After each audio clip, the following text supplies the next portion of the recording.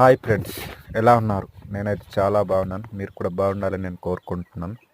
Friends, ఈరోజు ఈ వీడియోలో నేనైతే మాకు గిరిజన ప్రాంతంలో లభించేటటువంటి ఈ విధమైనటువంటి కూరగాయ కోసం నేను తెలియజేయాలనుకుంటున్నాను. ఫ్రెండ్స్, ఈ విధమైనటువంటి కూరగాయ మా ఏజెన్సీ ప్రాంతంలో చాలా చోట్ల లభిస్తుంది. ఫ్రెండ్స్, ఇవి ముఖ్యంగా మన ఆరోగ్యానికి చాలా బాగుంటుంది. ఫ్రెండ్స్, కంటి చూపుకి చాలా బాగుంటుంది. ఫ్రెండ్స్, ముఖ్యంగా వేసవి కాలంలో మాకు గిరిజన ప్రాంతంలోని ప్రజలు ఎక్కువగా వీటిని తీసుకుంటారు. ఫ్రెండ్స్, ఈ యొక్క కూరగాయలు ముఖ్యంగా గడ్డ ఒడ్డులో, నది ఒడ్డులో ఈ విధంగా పెరుగుతాయి. ఫ్రెండ్స్, వాటిని మేము కత్తి సహాయంతో వెళ్ళి ఈ విధంగా మేమైతే కలెక్ట్ చేసి చిన్న చిన్న కట్టలు కట్టుతూ వాటిని ఇంటికి తీసుకొస్తాం. ఫ్రెండ్స్, వీటిని మాకు గిరిజన ప్రాంతంలో ఆ యొక్క సంతల్లో కూడా తీసుకెళ్ళి అమ్ముతారు. ఫ్రెండ్స్, ఇవి చాలా బాగుంటాయి. ఫ్రెండ్స్, వేసవి కాలానికి, ఎందుకంటే ఆ యొక్క వేసవి కాలంలో వేడి ఎక్కువ కావున ఇటువంటి కూరగాయని చల్లదనం కోసం ఎక్కువగా మా యొక్క గిరిజన ప్రాంతంలో తీసుకుంటారు. ఫ్రెండ్స్,